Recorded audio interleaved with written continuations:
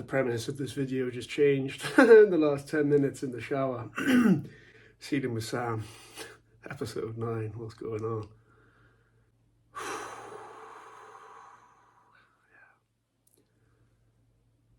The fear of healing, the fear of letting go of the disease.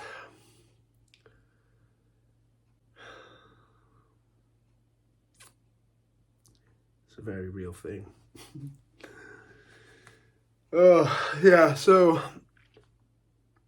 IVs have finished. 2 weeks of IVs have finished. I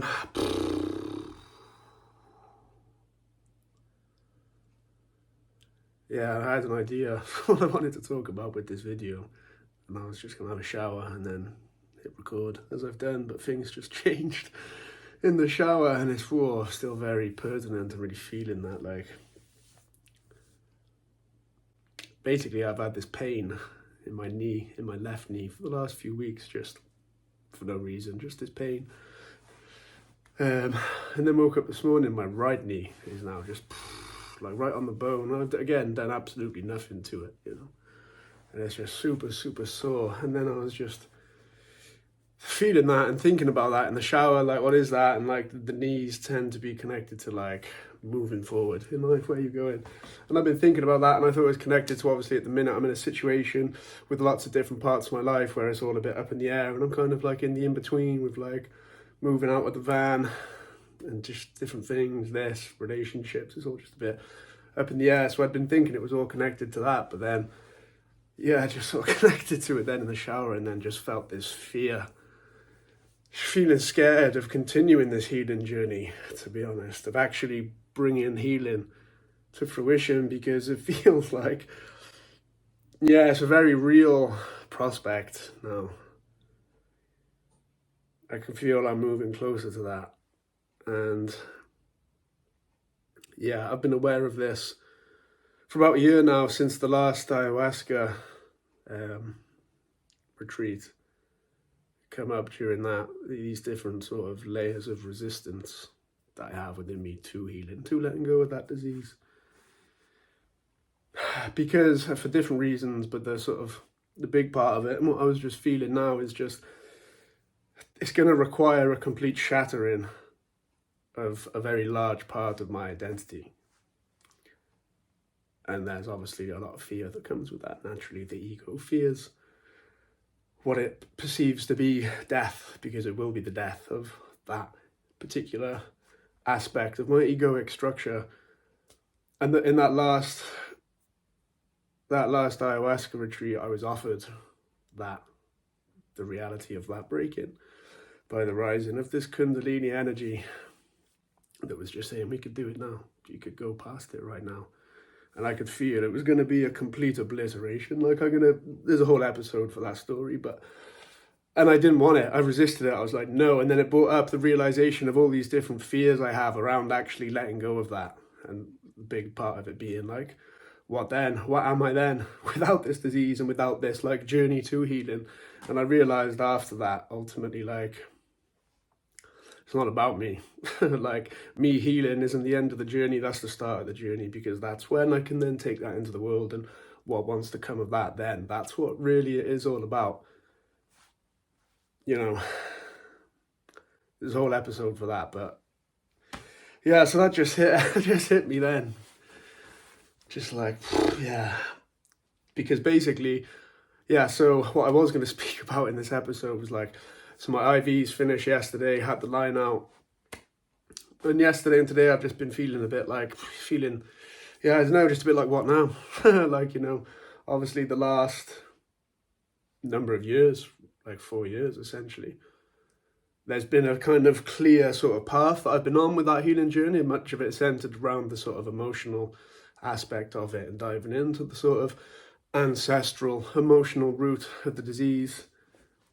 And basically I'd come to a point just around the same time that this all started, with my lung function dropping, I'd come to the end of processing my father's side of it. So all of these emotions and experiences that originated with my grandfather on my dad's side, cleared all of that and got to a point where I felt like, okay, on that side of things, my father's side, that work is done. And I was just on my mother's side. And then that started to open up a little bit. And has done a bit over the last couple of weeks, just that process starting to unfold and sort of goes back to my great-grandmother.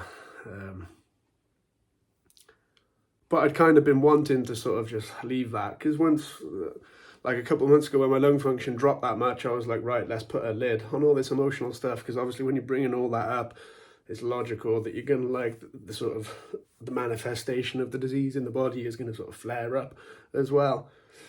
So I was like, right, let's have a bit of time now to just focus on the physical in the present, sort of stay on top of that, have the IVs, do whatever I need to do to just get my lung function back up a bit because it's dropped way too low, like, you know.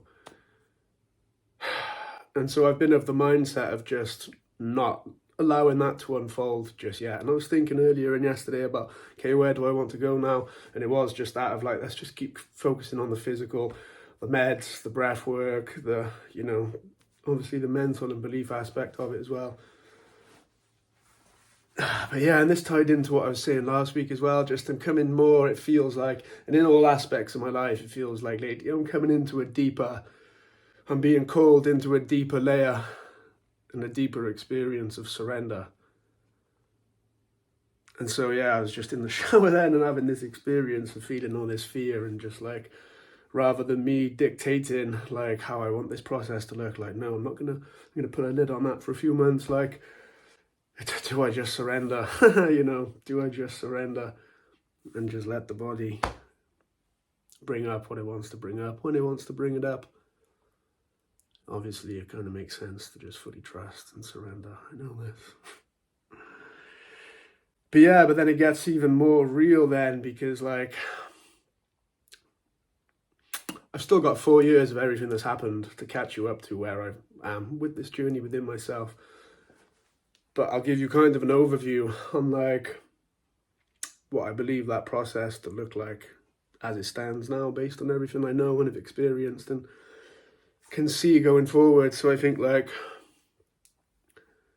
there's the clearing of the emotional baggage that I carry from my father's side, from past generations, and then obviously my mother's side as well. And I've had crazy experiences that have led to that opening up within me, and there's many stories that I'm going to share starting from next week to sort of catch you up on that, you know. And then there's my mother's side, which now I feel has to happen. And obviously you do that, this is my current understanding, my thinking on it, you do that, you've then cleared what is kind of causing this disease in the body. And then the other aspect of fully letting go and fully healing is the spiritual, the sort of breaking the identity around that, you know, really going beyond that, allowing that to crumble and allowing a new identity to form, a one of health, vitality. You know, I don't have this disease. But there's so many different fears around that, connected to that, which is interesting. So there's that. And I think like, yeah, and then like, what else is there? Like, why would at that point my body continue to express that disease? You know?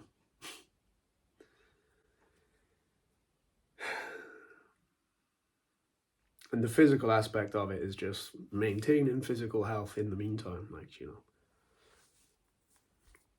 So yeah, I was at a point of, before the shower, of thinking, okay, spend the next couple of months still just focusing on the physical. Because my lung function's a bit better. It hasn't actually got any better though, since like, so when it first had that big drop to like 2.3, then I had a couple of weeks of the oral antibiotics and the acupuncture and feeding like fire. That brought me up to like 2.8. And then it's kind of fluctuated a little bit up and down, and now it's back up to like 2.8 again. So it's like, from before doing the IVs, it hasn't changed at all.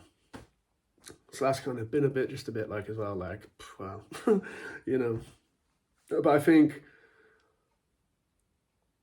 perhaps the most important part of me having these IVs was just about me breaking that sort of like rigidity and the identity I'd formed around not needing that. I think that was a big part of this story, you know. Yeah, I don't know. Been away a couple of days. Been feeling just a bit. Don't know. And then yeah, just that shower's kind of just changed things again. Yeah, my knees just fucked. And yeah, like the fear. And you can't bypass that. I know, like the fear around letting go of that identity. Do you mean I've experienced letting go of things like that, like different parts of the identity structure? I know that process. I don't fear that process, but the process still comes with fear, and you can't bypass that. Just because you can understand it and you've been through it before, you still have to allow the process to unfold.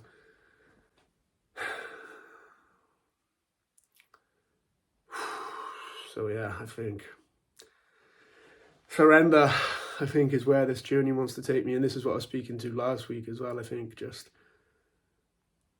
deeper and deeper surrender, deeper and deeper faith and belief in the process. And yeah, stop trying to control everything. And that extends to all aspects of life as well. It's an interesting balance, isn't it, between sort of like understanding where you want to go and taking sort of conscious, willful, determined action towards that, and just complete surrender. It's an interesting balance to maintain with that. Yeah.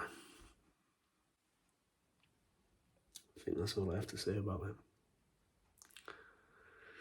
Yeah, next week, depending on what happens this week, I guess, if I drop into that surrender. But yeah, we'll look to get back to the story. Going back to, I think we were up to the point where I was about to do ayahuasca for the first time, which was about nearly 4 years ago. And yeah, that whole journey then of like coming to love yourself more, and then obviously all the whole fucking madness that's been the emotional journey over the last 4 years.